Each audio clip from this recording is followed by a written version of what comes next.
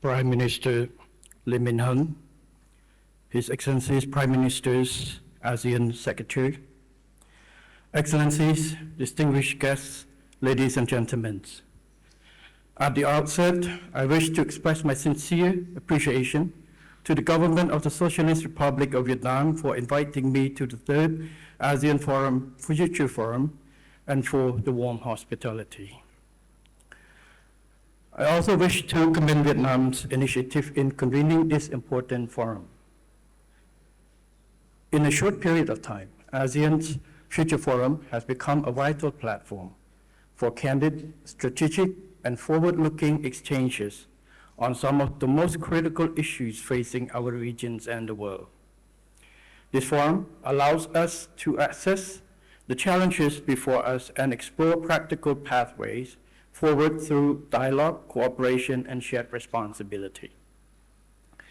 The theme of this forum, Shaping Our Future Together, Peace, Prosperity, People-Centered, is both timely and necessary.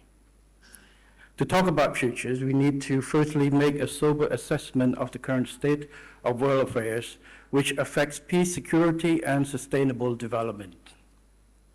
On this note, I wish to echo the assessment made by His Excellency To Lam, General Secretary of the Communist Party of Vietnam and President of the Socialist Republic of Vietnam, delivered at the 23rd Shangri-La Dialogue. He concisely described the three pertinent crises, namely the crisis of international order, crisis of development models, and the crisis of strategic trust.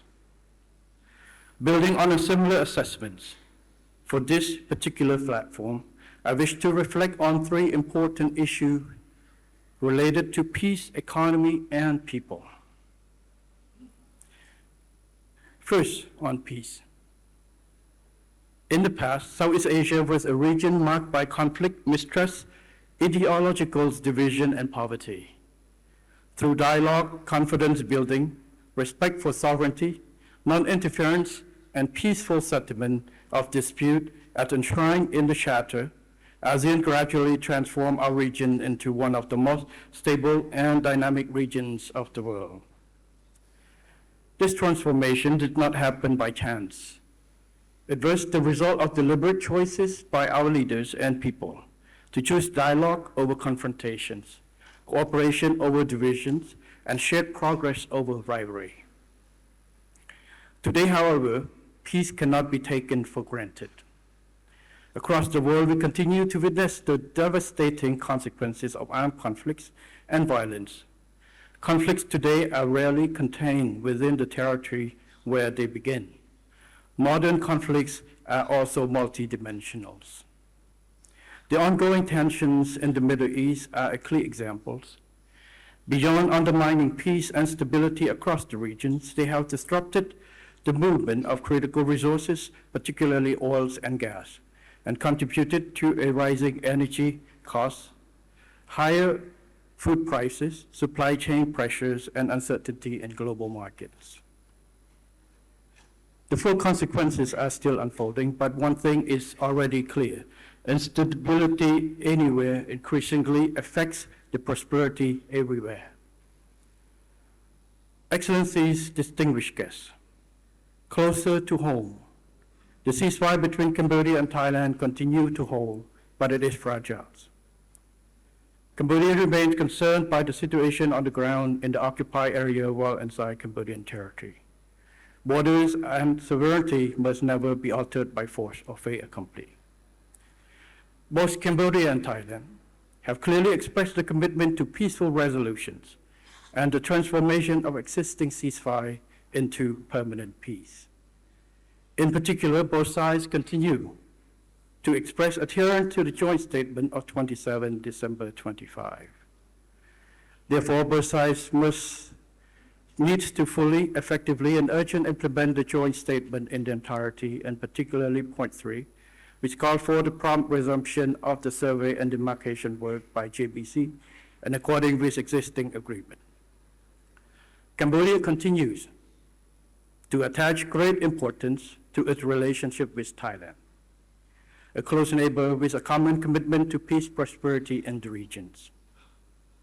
Steadfast adherence to international law and existing treaties and agreements, as well as dialogue, good faith and mutual respect are key and essential to ensure that sovereignty, territorial integrity, and international boundaries are respected, thereby restoring trust, securing lasting peace, and enabling displaced populations to return home safely and with dignity and restore normal livelihood. Cambodia's recent decision to initiate compulsory reconciliation under UN clause demonstrates our sincere desire to seek a fair and lasting solution, firmly grounded in international law. Thailand's express preparation to engage in this facilitated process under UN clause is a welcoming step towards a peaceful resolution of the overlapping maritime claim area. This resolution is in shared interest of both countries and contribute to peace and stability in the regions. In this spirit, Cambodia sincerely appreciates the support of the international community, including ASEAN member countries, for the ceasefire and the peaceful settlement of disputes between Cambodia and Thailand in accordance with international law and the principles of UN and ASEAN charters. Cambodia looks forward to their continued attention and support. Second, on the economy.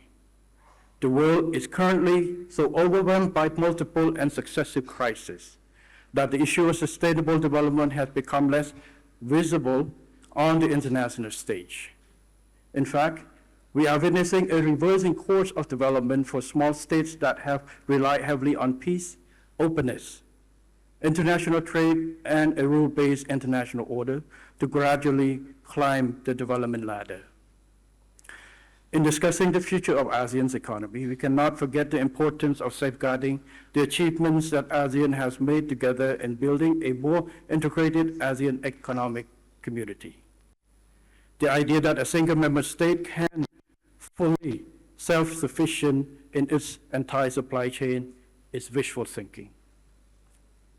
For the sake of the future ASEAN's economy, we shall not dismantle and disengage the system that has brought about shared economic opportunity for the whole community.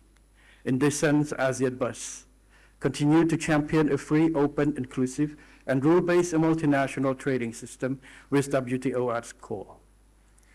Optimize the existing free trade agreements through upgrading and full effective implementations.